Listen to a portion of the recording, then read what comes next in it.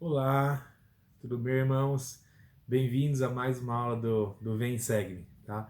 É um prazer para mim estar aqui hoje mais uma vez, compartilhando com vocês algumas das palavras do livro de Mórmon e também algumas coisas que eu aprendi durante a semana, tá? Foi muito bom nos comentários que vocês fizeram semana passada, né? O que vocês me falaram. Muito obrigado, tá? Me deu forças e ânimo aí para gravar mais uma aula, tá? Então vamos lá. Hoje a gente vai estudar sobre os livros de Enos até Palavras de Mórmon, tá?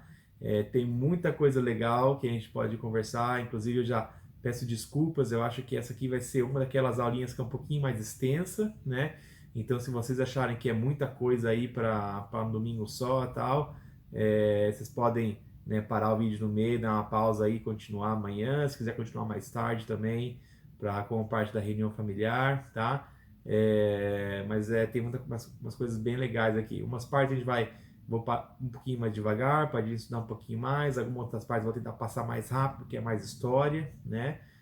Mais para entender o que está acontecendo mesmo, tá? Mas é muito, muito interessante, tá? Então vamos lá começar lá a falar um pouquinho de Enos, né? E antes da gente começar a ler as escrituras aqui, só queria dar um contexto histórico um pouquinho para vocês, né? O que estava acontecendo.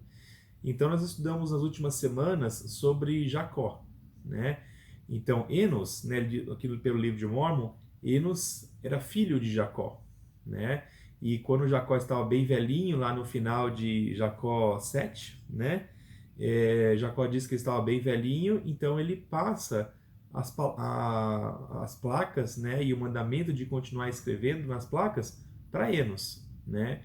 E de acordo com alguns pesquisadores, tudo, eles dizem que, de acordo com as idades aqui, com os anos do livro de Mormon, quando Enos recebe essas placas de Jacó, ele devia estar bem novinho, tá? Não fica claro aqui pra gente qual que é o período de tempo que passa entre ele receber as placas e ele escrever nas placas, né? Mas quando ele recebeu as placas, tudo indica que ele era um jovem, né? Bem novo de idade. E aí eu fico pensando, né? Imagina quando o Enos recebeu as placas, né? E as instruções de escrever nas placas e continuar aqueles registros, né? Eu imagino Enos, né, olhando para trás, né, e vendo aquelas escrituras ali, e sabendo que, né, as pessoas que vieram antes dele foi Leí, Nefe e Jacó, grandes profetas com grandes inspirações e revelações, né? Eu fico pensando e meditando, né, como será que Enos se sentiu, né? Devia ter sentido uma grande responsabilidade, né? Imagina, poxa vida, né? Agora eu tenho aqui meu vô Leí, meu tio Nefe, meu pai Jacó escreveram aqui essas grandes profecias e agora é minha vez, né? É, então, inclusive, eu quero ler aqui um versículo que é bem interessante sobre Enos. Vamos ler lá no o versículo 8. Enos só tem um capítulo, né? Então, Enos 1, versículo 8. Vou ler só o comecinho do versículo. Fala assim: E ele respondeu-me, por causa de tua fé em Cristo, a quem nunca ouviste nem viste antes. Então, né, interessante que, diferentemente de Leí, Nefe, Jacó e os outros filhos de Leí, Enos nunca tinha visto ou ouvido o Senhor, né? Então, essa experiência de Enos tendo aí um bom pai e líderes, né, e nunca tendo tido uma visão, né, tão poderosa a ponto de ver e ouvir o Senhor, eu meio que fico pensando que Enos seria, né, bem parecido com a gente hoje em dia, né? Alguém que precisa ponderar e brigar e lutar pelo seu próprio testemunho, né? É, então, muito, muito interessante. Mas falando em bons pais e líderes, né? Eu gostaria de falar um pouquinho sobre Jacó, né? E que tipo de pai que ele foi para Enos, né? Então vamos ler lá no versículo 1, Enos 1, versículo 1. E fala assim: Eis que aconteceu que eu, Enos, sabia que meu pai era um varão justo, pois instruiu-me em seu idioma e também nos preceitos e na admoestação do Senhor. E bendito seja o nome de meu Deus por isso, né? Então, bem interessante. Eu gostaria de pedir aos irmãos que desse uma pausinha aqui no vídeo e discutisse entre vocês mesmo algumas coisas que vocês leram nesse versículo que, é, que te mostra que tipo de pai que Jacó foi e quais as coisas importantes que ele fez por eles, tá? Eu vou deixar a escritura aqui na tela um pouquinho para vocês darem uma pausa aí e poder discutir isso rapidamente, tá bom?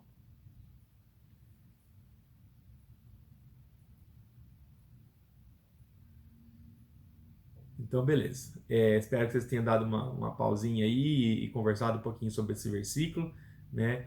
Isso aqui, na verdade, para mim, como um pai de três crianças jovens, né, bem novas ainda, eu aprendi algumas coisinhas importantes, né? Tem três pontos aqui que eu achei bem interessante nesse versículo, né? Que realmente demonstra como Jacó pôde ajudar Enos. A primeira coisa que ele fala aqui, que eu achei bem interessante, é que ele diz que Jacó era um homem justo, né? E Enos sabia disso, né? Então Jacó, através das suas atitudes do dia a dia, do jeito que ele se portava em casa, do jeito que as pessoas falavam com ele, Enos sabia que Jacó era um homem justo, né? Então ele tinha um grande exemplo de retidão dentro da sua casa, né? Outra coisa que fala aqui é que Jacó ensinou Enos no seu idioma, né? Interessante, né? Mas eu não acho que ele, tipo assim, nos dias de hoje, né? A gente fala português. Eu não sei se Enos quis dizer aqui, Jacó me ensinou no português ou no hebraico, né? No idioma falado, né? Acho que isso aqui vai um pouco mais além, né? Quando nós lemos as escrituras ou quando nós vamos na igreja, a palavreado, né, o tipo de frase que a gente usa não é exatamente às vezes o que é usado no dia a dia, né?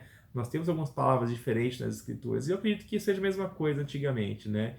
Então aqui quando ele fala que Jacó ensinou ele no seu idioma, eu não acho que ele quis dizer só do idioma que é falado no dia a dia. Eu acho que ele quis dizer realmente também o idioma das escrituras, o idioma espiritual, né? Então ele ajudou Enos a entender, né, o contexto das escrituras, né, o que elas querem dizer, como sentir isso aí no seu coração, né?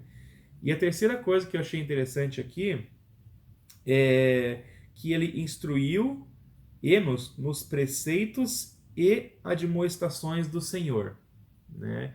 E vocês podem ver aí que eu coloquei aqui na tela um bem grandão, né? E foi isso de propósito. Eu acho que esse E é bem importante, né? Porque preceitos e admoestações, né?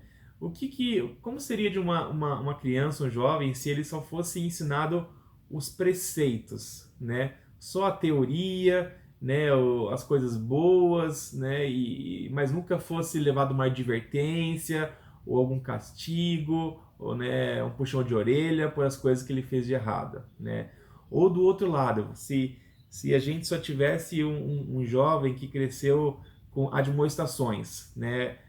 Só com advertências e castigos e sendo punido por coisas que ele fez, que ela fez, mas nunca teve aquela parte dos preceitos, da explicação da teoria, o porquê das coisas, né?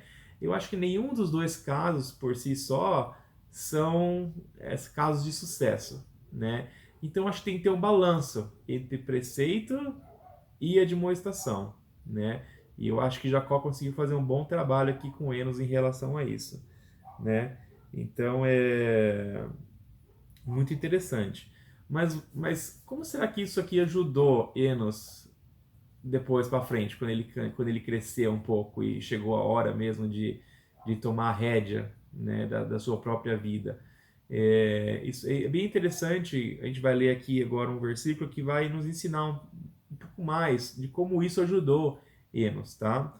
Vamos lá para o capítulo 1, lógico, né? Mas eu vou ler o versículo 3 e o comecinho do 4, para a gente ver um pouquinho mais sobre o que aconteceu com Enos, tá? E fala assim: Eis que saí para caçar animais nas florestas, e as palavras que frequentemente ouvira de meu pai sobre a vida eterna e a alegria dos santos penetraram-me profundamente o coração, e minha alma ficou faminta, né? Então aqui a gente tem Enos, né? Provavelmente já como um pai de família, né? Ele saiu para caçar alimentos na floresta, né? Caçar animais. Antigamente eles não tinham supermercado, né? Não dava para ir lá no supermercado rapidinho e voltar, ou pedir pela internet e pedir para os caras entregarem em casa, né? Então ele tinha que ir lá e caçar a sua carne, né? O seu alimento. E provavelmente ele estava fazendo isso porque a sua família precisava de comida, eles estavam com fome, né? Mas foi interessante aqui a mudança, né, do propósito dessa saída de Enos, né? Ele foi primeiramente para caçar, para alimentar, né, o seu corpo, né?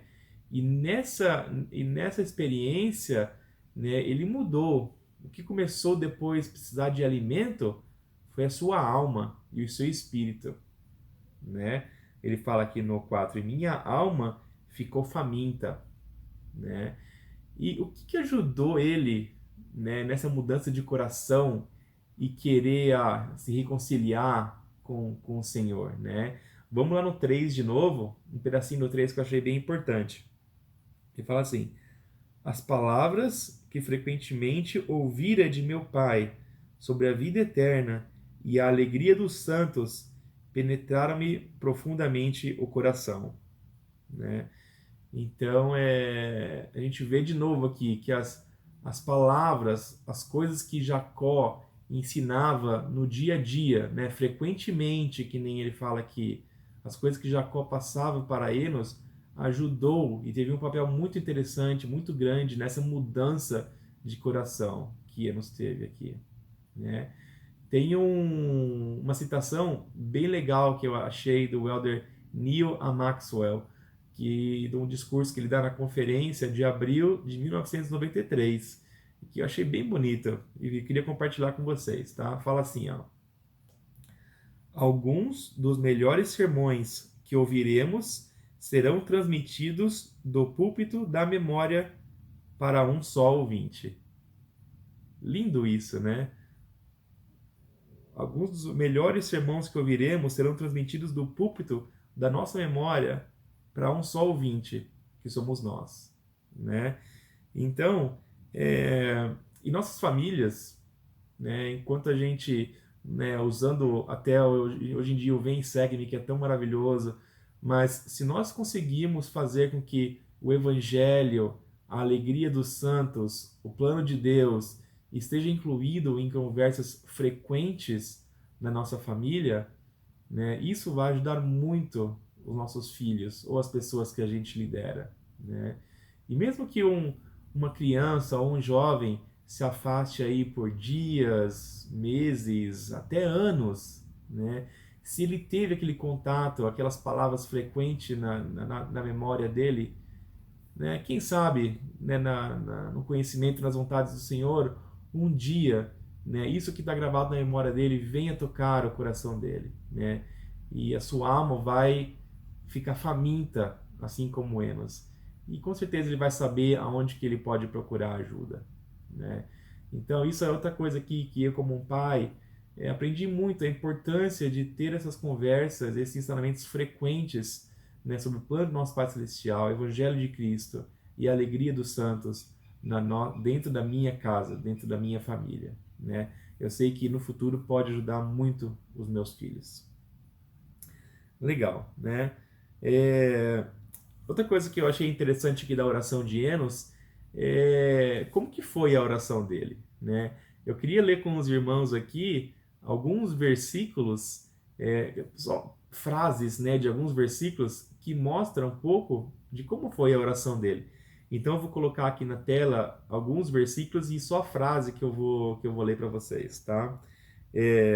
Então lá em no Enos, no versículo 2, ele fala assim: a luta que travei perante Deus. No versículo 9, ele fala: implorei a Deus com toda a minha alma. Lá no 10, ele fala: lutando no espírito.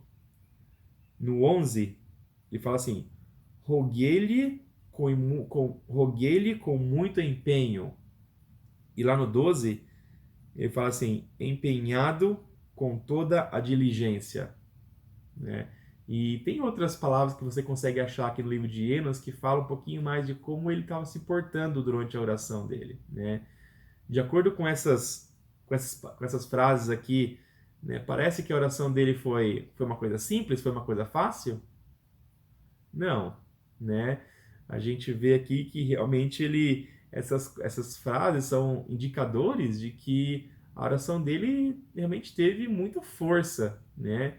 E ele teve que se empenhar, ele teve que ter paciência, né? Ele teve que realmente colocar, fazer o melhor que ele podia para colocar o seu coração, né, e as palavras e ter aquela conversa com Deus, né? Como será que são as nossas orações hoje em dia, né? Aquelas orações fáceis ali da hora do almoço, que fala rapidinho ali e tal, né? Algumas orações a gente sabe que realmente acontecem mais corriqueiramente, assim, mais automáticas. Mas nós precisamos ter, irmãos, aquelas orações quando nós estamos realmente com a nossa alma faminta, precisamos nos empenhar, né? A oração não tem que ser sempre aquela coisa automática, aquela coisa fácil do dia a dia. Nós temos que colocar realmente ali o nosso desejo, nossas necessidades, né? E realmente ter a força para que o Senhor possa perceber o quanto a gente realmente quer aquelas respostas, né? E uma outra coisa que eu achei legal de Enos aqui, eu queria também falar um pouquinho, é sobre o tempo da resposta do Senhor, né? Eu vou tentar colocar aqui na tela, mas se eu não conseguir, imagine uma linha de tempo, né? E algumas divisões nessa linha de tempo. Nessas divisões podem ser minutos, horas, dias ou até meses, né? E no começo da linha de tempo quando a gente vai fazer a oração, né? E aí o Senhor, de acordo com a sua sabedoria, a resposta pode vir em momentos muito diferentes, né? Vamos ler aqui, por exemplo, Enos, né? Vamos ler aqui o versículo 4 e o 5. E fala assim: e minha alma ficou faminta, e ajoelhei-me ante o meu Criador, e clamei-lhe em fervorosa oração e súplica por minha própria alma. E clamei o dia inteiro. Sim, depois de ter anoitecido, continuei a elevar a minha voz, até que ela chegou aos céus. E ouvi uma voz dizendo: Enos, seus pecados são perdoados são os seus pecados, e tu serás abençoado. Né? Então, Enos, vamos dizer aqui que Enos começou a fazer a oração dele de manhã, por exemplo. Né? Tá, ele começou a fazer de manhã, mas o Senhor não deu a resposta dele de manhã. Né? E o Senhor também não deu a resposta dele na metade da manhã ali. Né? E ele continuou orando. E quando chegou o meio-dia, o Senhor também não deu a resposta para ele no meio-dia. E também não deu a resposta para ele de tarde, de tardezinha. Né? Ele teve que continuar orando. Né? E depois de ter anoitecido, continuei a elevar a minha voz até que ela chegou aos céus. Então foi só de noite que Enos percebeu que ele recebeu resposta de que a sua voz tinha chegado nos céus. E aí o Senhor fala, né, Enos, perdoados são os seus pecados e você será abençoado. Né? Agora, imagina como teria sido o sentimento de Enos se ele tivesse feito a oração ali e depois de uns 2 minutinhos o Senhor falasse: tá bom, Enos, seus pecados são perdoados. Né? Com certeza teria sido bom, né? Mas vocês acham que o resultado foi mais importante para Enos por ele ter esperado todo esse tempo e ter lutado por isso e ter tido paciência? Eu acho que sim, né? Eu tenho o sentimento de que Enos nunca esqueceu dessa experiência. Tanto que ele gravou aqui nas placas como uma experiência muito espiritual, né? Então, irmãos, eu sinto que nas nossas orações, quando a gente busca o Senhor, aquela resposta, né?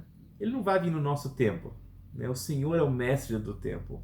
Ele sabe a hora certa de nos responder, nos abençoar com aquilo que é justo em nossos corações, né?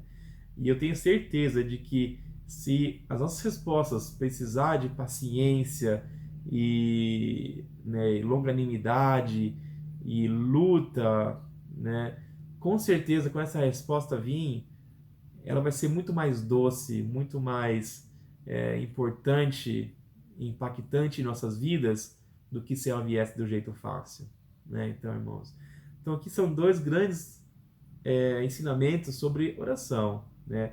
A oração realmente precisa ter um propósito, nós precisamos lutar e ponderar e compartilhar com Deus o que realmente está de faminto em nossa alma, né?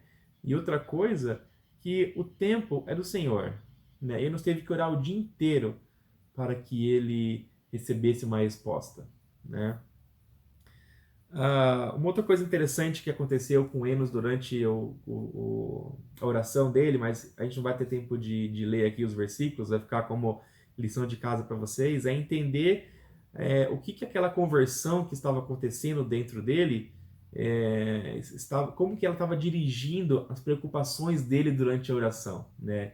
É interessante ver que ele começa orando pelos seus próprios pecados, né? E depois que ele recebe o perdão dos seus pecados, ele começa a orar pelos nefitas, e depois ele ora pelos lamanitas, e depois ele ora até pelos registros, para que aquelas pessoas no futuro tenham aquelas palavras, aqueles conhecimentos que eles estão compartilhando, né?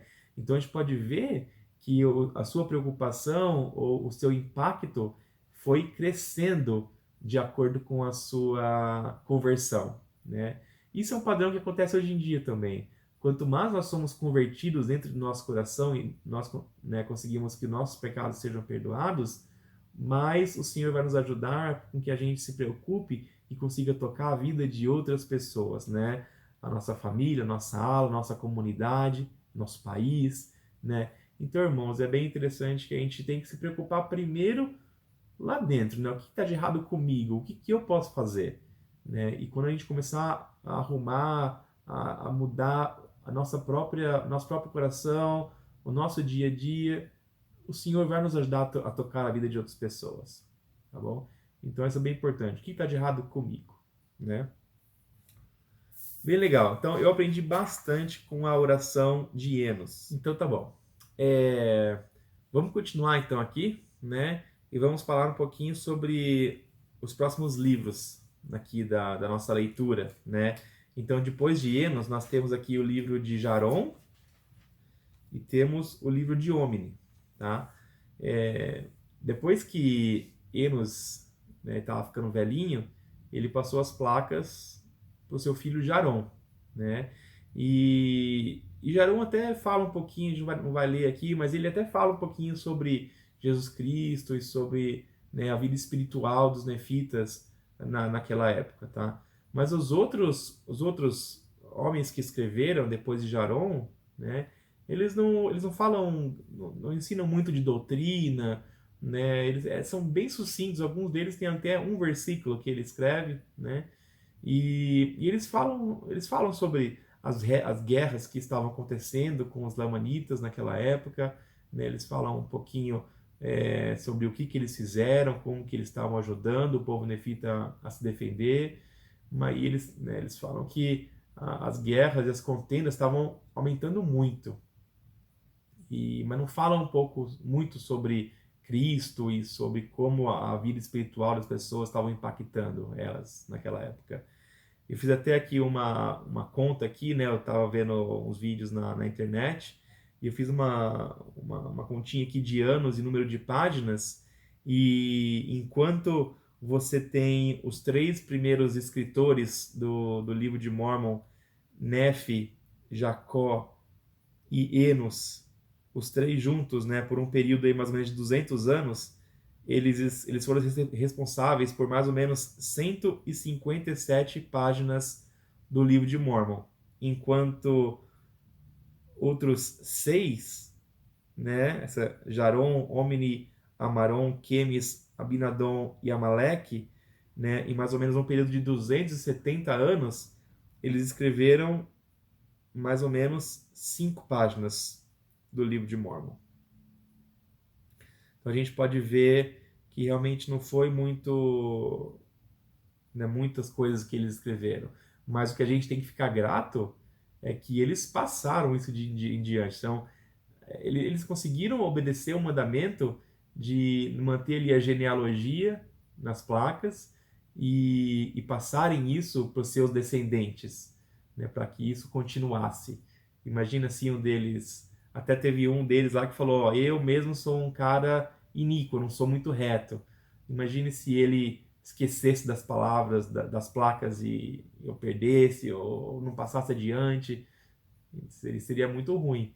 Então a gente tem que ser grato que, pelo menos, eles conseguiram passar essas placas para que os ensinamentos do Senhor não ficassem para trás, não ficassem perdidos. Tá bom?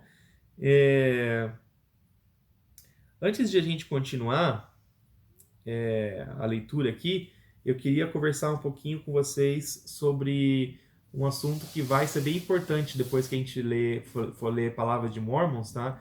Palavras de Mormon.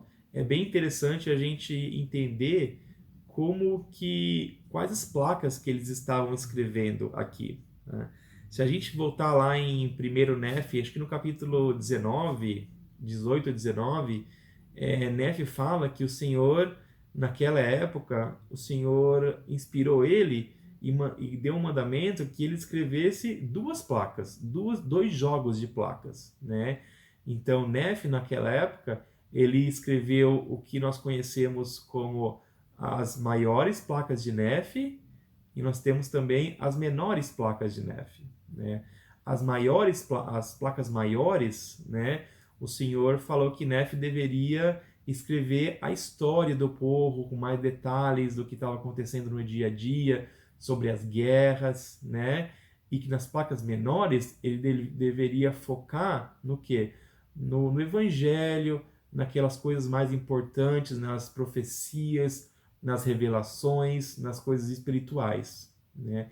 E Nefe diz que as placas grandes eram bem extensas, mas as placas menores elas eram bem pequenas, né? Tanto que no final aqui desses capítulos, desses livros aqui, né? Acho que foi Abinadom e Quemis ou Amaleque, eles falavam, né, que estava acabando o espaço naquelas placas pequenas já, né? Então a gente pode ver que elas eram realmente bem pequenininhas.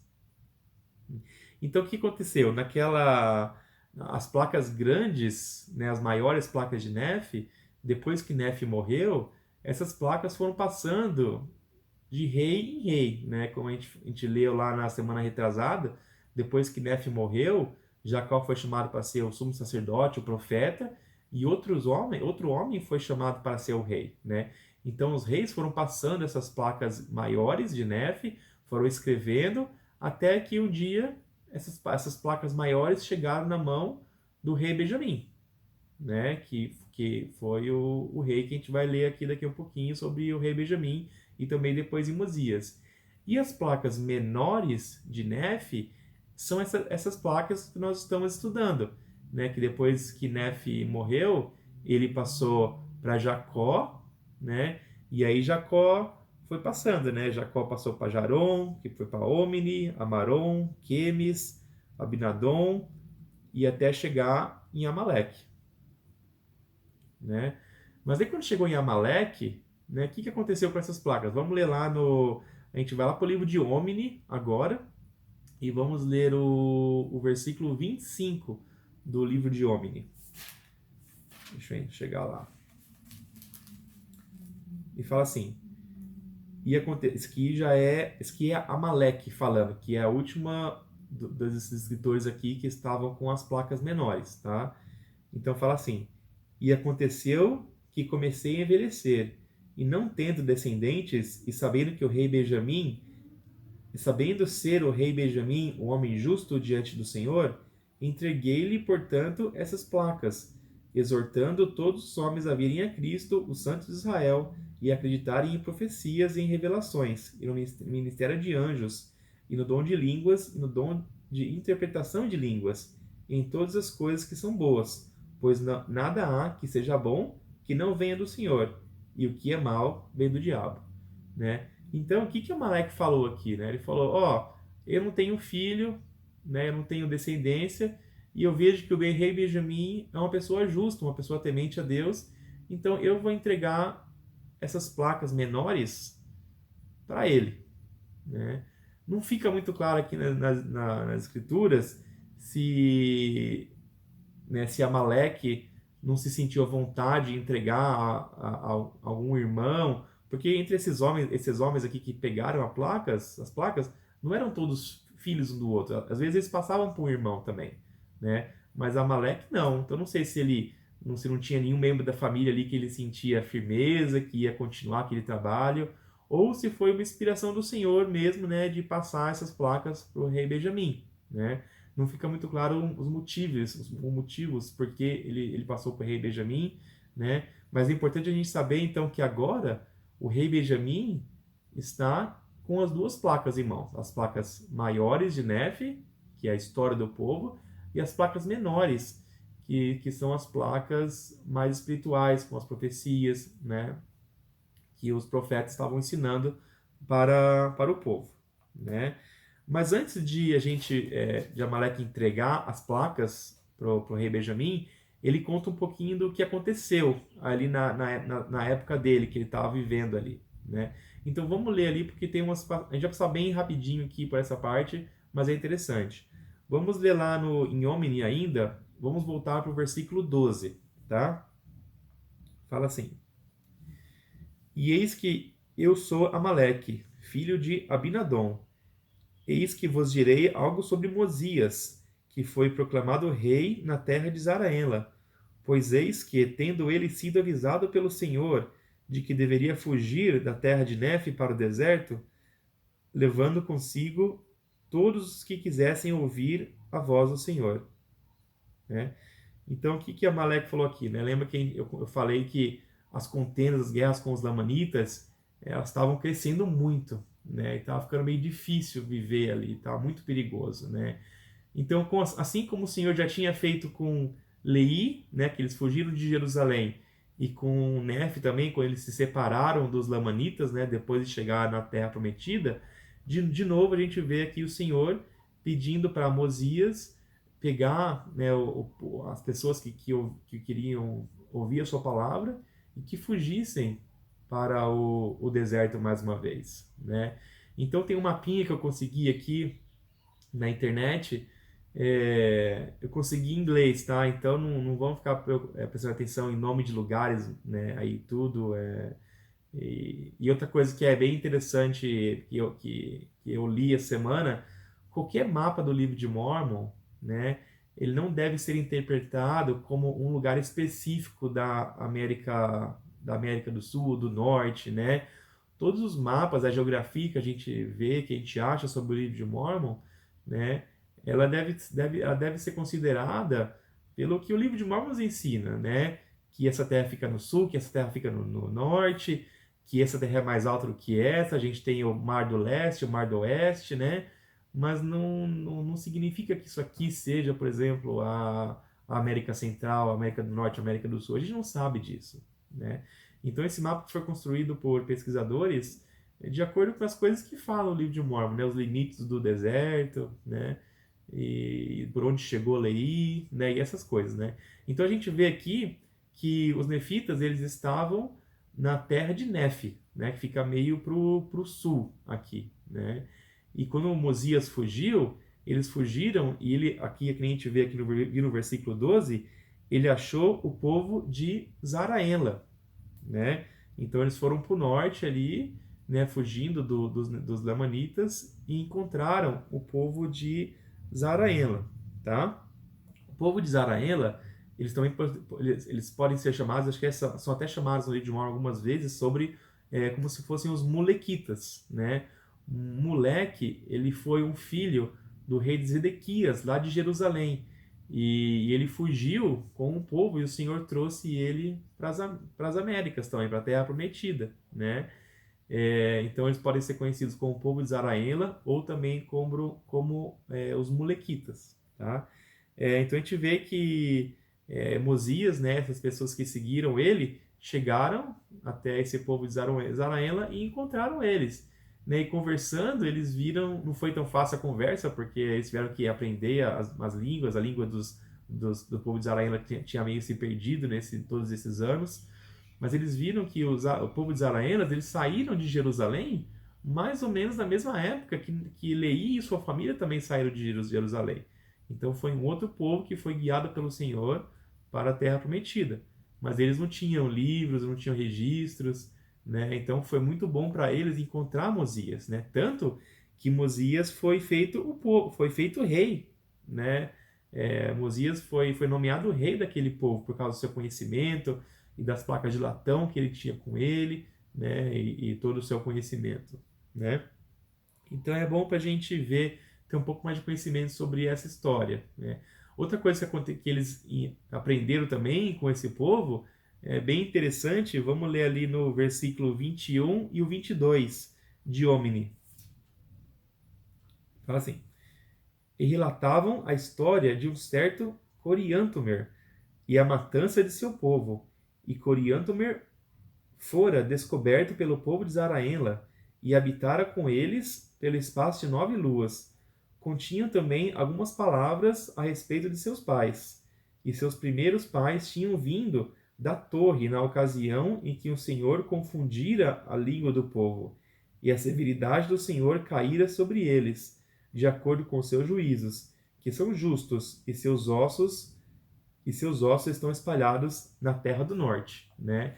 Então a gente aprende que teve um povo aí que vivia ainda mais para o norte, né, da terra do norte, e eles acharam um homem chamado Coriantumr, né, que era um descendente desse povo. Você sabe quem que era Coriantumr? Coriantumr foi o último remanescente vivo dos Jareditas, né, do povo do irmão de Jared, que a gente vai ler depois lá para frente do livro de Mórmon, né? Mas é interessante como isso aqui vai fazendo sentido, ele vai trazendo junto as histórias do livro de Mórmon, né? E depois Palavras de Neve, que a gente vai ver daqui a pouquinho, pega e faz mais sentido isso ainda pra gente. Então, interessante que eles acharam Coriantumr, né, do povo jaredita. Então tá bom, acho que é só isso que eu queria falar sobre o livro de Omni, né? Então, e também, depois aqui no livro de Omni também, Amaleque fala que eles estavam ali morando com o povo de Zaraela, né, mas tinha algumas pessoas que ainda queriam voltar para a terra de Nef, né, a terra de sua herança. Então ele fala que alguns homens se reuniram e foram em busca da terra de Nef de novo. Mas ele diz que até aquele momento ninguém tinha ouvido falar mais dessas pessoas. Não sabia se tinha encontrado a terra de Nef, se não tinha, se tinham morrido. Então, depois lá em Mosias, a gente vai aprender um pouquinho mais sobre o que aconteceu com essas pessoas que saíram de Zaraenla ali, né, depois que Mosias foi feito rei, e saíram em busca da terra de Nef de novo, né, que ficava para o sul, né, o que aconteceu com eles. Então tá bom. Então vamos agora vamos pular para Palavras de Mórmon, tá? Então a gente vai dar um pulo aqui, né, de mais ou menos 500 anos aí. A gente vai sair de mais ou menos 130 antes de Cristo, né, até Mórmon, quando ele estava resumindo, né, o livro de Mórmon, mais ou menos 385 depois de Cristo, né? Então dá mais ou menos aí os 500 e pouquinhos anos de diferença. E aqui então a gente vai sair um pouco do contexto histórico que estava acontecendo antigamente lá, né, com o rei Mosias e Amaleque, e a gente vai ver o que Mormon quis falar com a gente, né? Porque Mormon meio que escreve um livro no meio da história, né? Então a gente vai ler o que aconteceu aqui para ele escrever esse livro.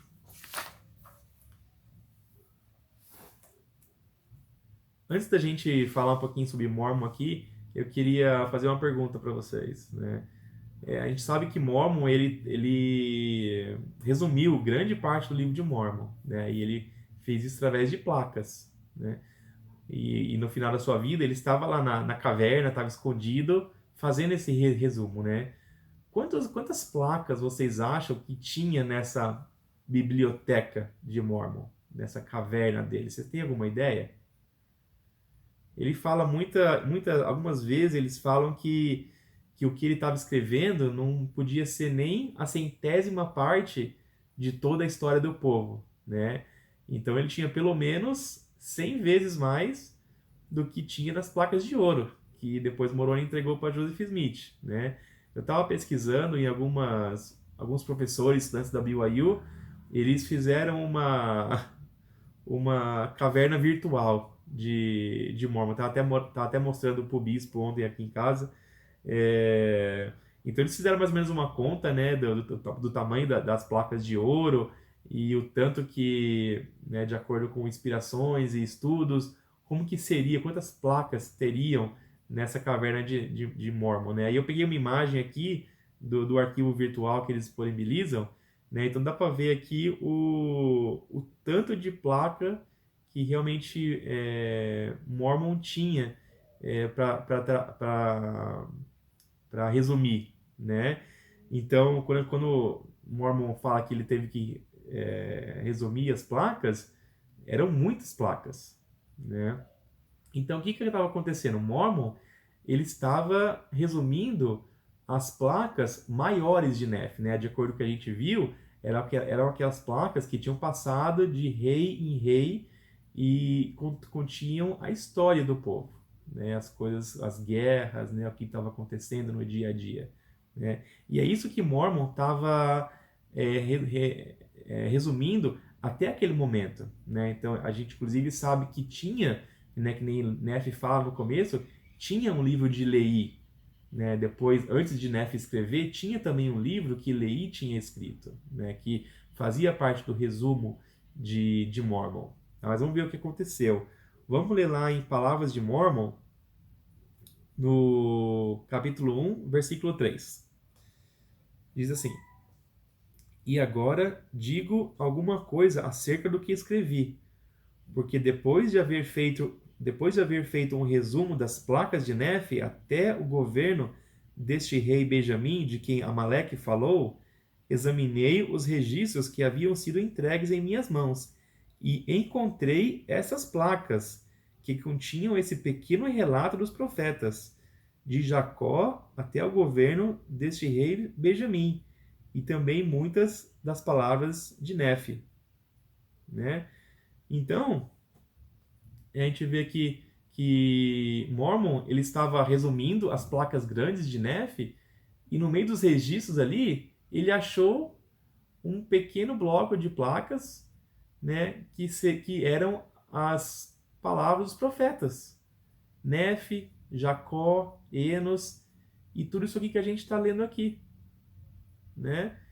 Então ele achou as palavras pequenas de Nefe também, que tinham sido passadas depois que rei Benjamim, lembra que rei Benjamim ficou com as duas placas, né? O rei Benjamim colocou as pequenas placas junto com as grandes placas e passou de geração em geração no resto da história do livro de Mormon, né? Então Mormon, quando ele estava traduzindo, ele estava lá lendo as placas, né, indo em ordem, as placas grandes de Nefe, e realmente, de repente, ele acha as placas pequenas, né? E vamos ver o que ele falou aqui no versículo 4. O que ele achou dessas placas? E as coisas que estão nessas placas me são agradáveis, por causa das profecias sobre a vinda de Cristo. E meus pais sabem que muitas delas se cumpriram. Sim, e eu também sei que todas as coisas que foram profetizadas sobre nós até esses dias se cumpriram, e que todas as que vão além desse dia certamente se cumprirão, né? Então, Mormon pegou aquelas placas pequenininhas com palavras de profetas e falou: "Nossa, que maravilha!", né? As coisas que estão aqui são muito importantes. Ele reconheceu muitas profecias que ele ouvira falar os seus pais, né? Então ele quis também guardar essas placas, né? Vamos ler o 6 e o 7. Fala assim: Mas eis que tomarei essas placas, que contêm essas profecias e revelações, e pô-las-ei com o restante do meu registro, porque me são preciosas, e sei que serão preciosas para meus irmãos. E faço isso com um sábio propósito, pois assim me é sussurrado, segundo o Espírito do Senhor que está em mim. E agora, eu não sei todas as coisas, mas o Senhor sabe todas as coisas que hão de acontecer. Portanto, ele atua em mim para que eu faça segundo a sua vontade. Né? Então, o que Mormon fala aqui pra gente? Ele fala que ele tomou a decisão, através de inspiração do Senhor, de pegar essas placas pequenas, que são as pequenas, as placas menores de Neph, e ele colocou junto com o seu resumo, né? Então você fala que você vê que ele fala que ele pô-las-ei junto com o registro. Quer dizer, ele não resumiu também essas placas menores, ele pegou e colocou elas junto, né? Então o que a gente vê aqui é o livro de Neph, os livros de Neph, o livro de Enos, Jarom e Omni, eles não foram resumidos por Mormon, eles foram colocados exatamente do jeito que eles estavam nas placas menores e foram inseridas junto com os outros registros, junto com o resumo que Mormon estava fazendo, né? Então fala aqui, por exemplo, fala e eu Neph, e eu Enos, tudo em primeira pessoa, né? Então não foi um resumo feito por Mormon, né?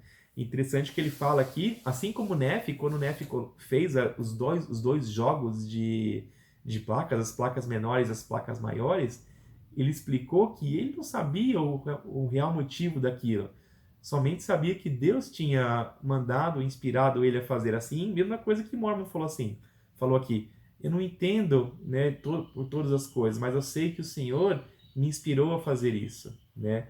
Hoje nós sabemos que aquela primeira parte do resumo de Mormon, né, do livro de Leí até o governo do rei Benjamim, né, eram as 116 páginas do manuscrito que foram perdidos por Martin Harris na época da tradução do livro de Mormon, né?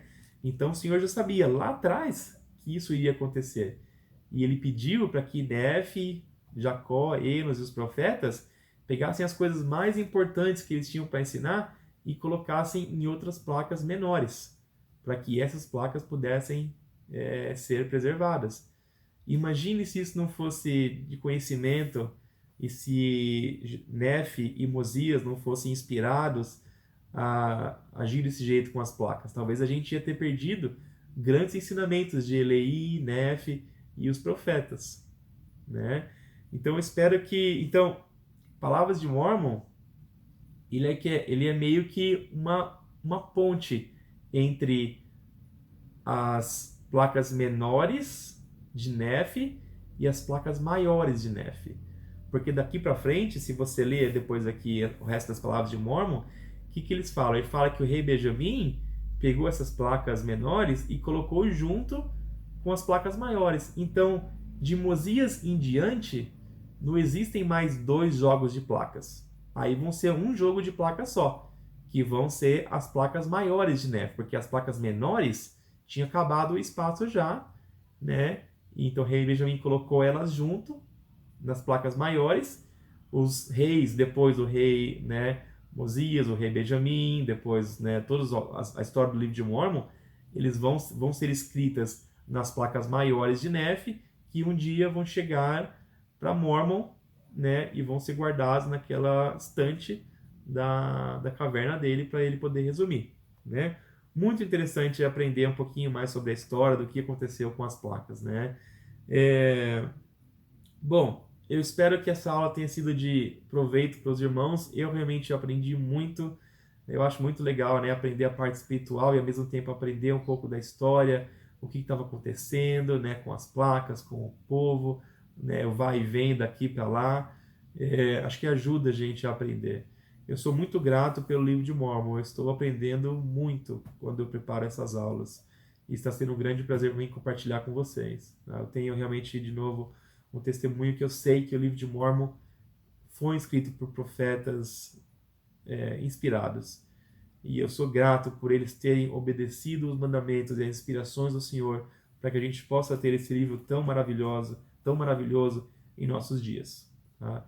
E são essas coisas que eu deixo com os irmãos nessa semana. Em nome de Jesus Cristo. Amém.